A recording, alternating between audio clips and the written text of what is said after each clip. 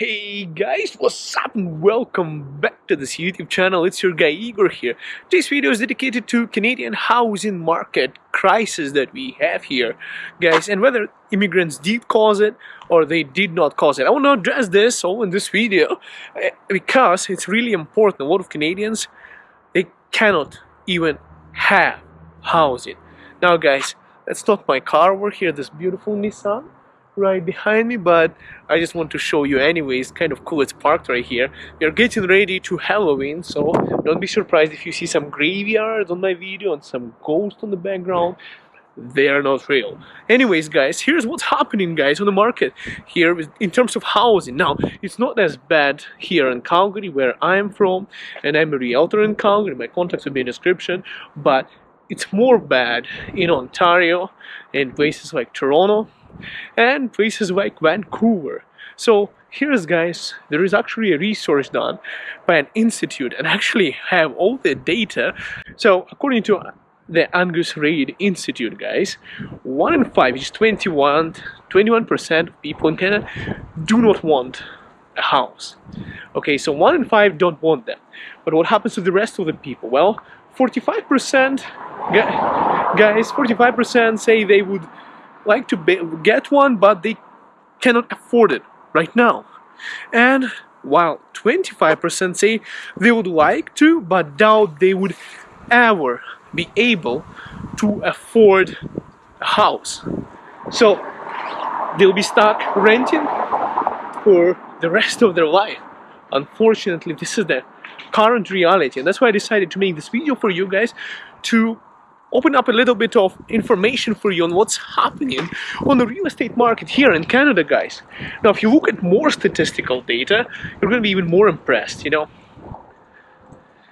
40% of people surveyed, you know, they are hopeful the prices would continue to escalate. So you would see those people who own real estate. They want their houses, they want them to go up in price. Naturally, of course, because you have a house and the price goes up. Let's say, guys, a price of a house in Ontario went a couple of $100,000 up within a year. Well, and if you're working and you're not making, you know, it might be more money, several times more in a year than you would be working. So definitely, guys, definitely people want it to go up. Now, 39% are banking for a fall. So 39%, nearly half of the people, are hoping the prices would go down. Now, whether they're going to go down, guys, in reality, we don't know. I don't know. Me being a real estate agent here in Calgary, we cannot promise you anything in that terms.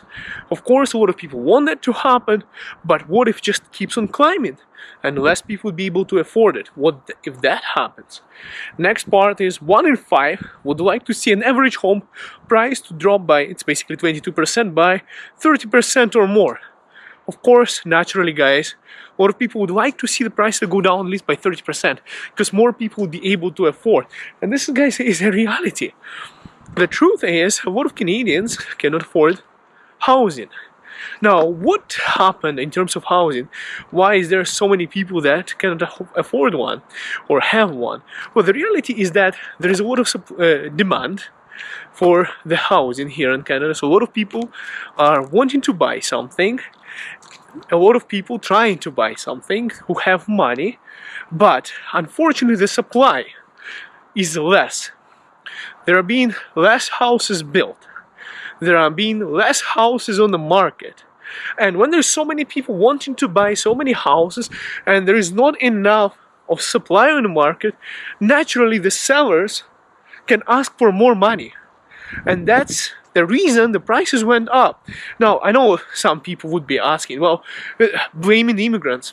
Myself being an immigrant, I'm not a rich immigrant. I'm not one of those immigrants who has billions or millions or billions of dollars to come and buy a lot of real estate. And it's actually not the case for majority of immigrants. A lot of people come with their savings, which is not going to be enough to, you know, a lot of people cannot just buy a house in Canada right after immigration. So a lot of people who are unaware that immigration has actually declined. We haven't seen FSW draws for over a year. With the pandemic, the immigration level went down, especially in 2020. It was hugely down. So a lot of people didn't realize that, and unfortunately a lot of immigrants are still getting blamed for immigration, for the housing prices going up.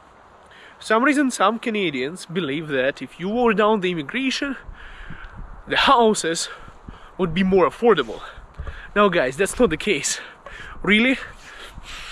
That's not the situation. And actually there have been articles already even published about it. You know, they're saying that consider that 2020 had the lowest annual growth since 1945 in number, and 1916 in the percentage, both period which Canada was at war. Statistic Canada. Furthermore, immigration played much smaller role in population growth, such that the population increase through international migration in 2020 was over 80% lower than it was in 2019.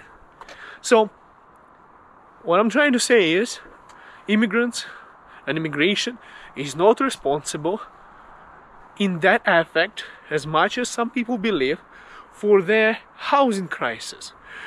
Well, guys, I want to tell you, housing crisis is still considered to be okay. According to statistics, if you look at the reports, you know, like CMHC, Bank of Canada, if you look at all that stuff and interest rates, if you start looking around, statistically it's still looking fine. But realistically, I just know far too many friends of mine and people who I studied with who cannot afford anything living in big cities like Toronto or Vancouver, for that matter. People are saying that your family income, according to the people who just recently came from Ontario to see homes here in Calgary, they were saying if your family income is less than $150,000 per year in Ontario, you cannot even buy anything. That's what people told me, and a lot of people, and a lot of immigrants too, I would say most immigrants are renting their places because you cannot buy something with this kind of prices. Now, if you look a little bit more, guys, into the statistics on how bad the situation is, well, 13% of population is happy. They are with their housing situations. So it's a very small population. You know why? Because they are older and higher income. Most likely own a home and have purchased it at least more than 15 years ago, so they don't really have a mortgage to pay. Next part about it, among those who pay mortgage, all but few could handle monthly increase of $500 or more with relative ease. So if the mortgage payments went up by $500 in a month, that portion of people would be able to easily afford it. Of course, they are naturally more comfortable now, and are happy. And the comfortable 26% of people are older and higher income. They also have 7 in 10 are homeowners. 2 in 5 pay mortgage 38%, while the rest have paid the 62% of mortgage. So they have less debt ratio, they have more equity in hand, so they're more comfortable with the mortgages. And among the renters in the group, 4 and 5 say the amount they pay is either reasonable or maybe a bit low. So that's just the 13% of people who are happy with the housing situation, 26% of population who are comfortable, and, well, the uncomfortable, 36%, guys. Equally likely to be found in every province, between 32% and 39% in every region. They're almost identical, distributed between 3 household income levels, less than $50,000, $50,000 to $99,000 a year, and more than $100,000 a year, and 3 age groups: 18 to 34, 35 to 54, and 55 plus. More than half of the uncomfortable, 60% own homes, 3 in 10, 31% rent those homes, guys. And 4 in 5, 82% homeowners in the group have mortgage, just half, 50% of whom they can manage the payments quite easily. And miserable, 24% of population here, guys, is the youngest group demographically, are most likely to be lower household income, the most likely to be renters, 42%. Among those who do own, 97% have mortgage, only 10% of them can manage payments with ease, and 4 in 5 who are not homeowners in this group say they would likely to be buy but can't afford it. So this is the situation, guys, here in Canada, and I think it needs to be fixed. I think the housing should be more affordable. If the housing keeps on going up, less people can afford it. It's not good, in my opinion. I think one of the Canadian dreams, guys, is to own a house. Seriously, not owning a house and this entire situation where people cannot afford is really bad for Canadian economy.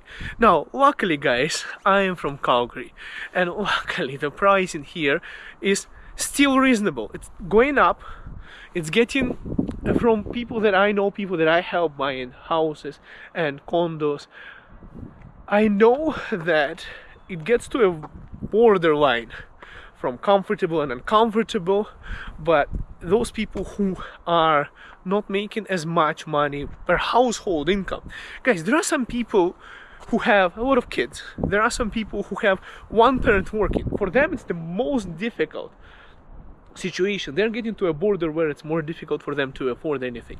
But in reality, the housing market here in Calgary is still way better than it is in Ontario, in Toronto and Vancouver. So if you are in Ontario, I had a lot of people coming here and telling me that they lost a bet.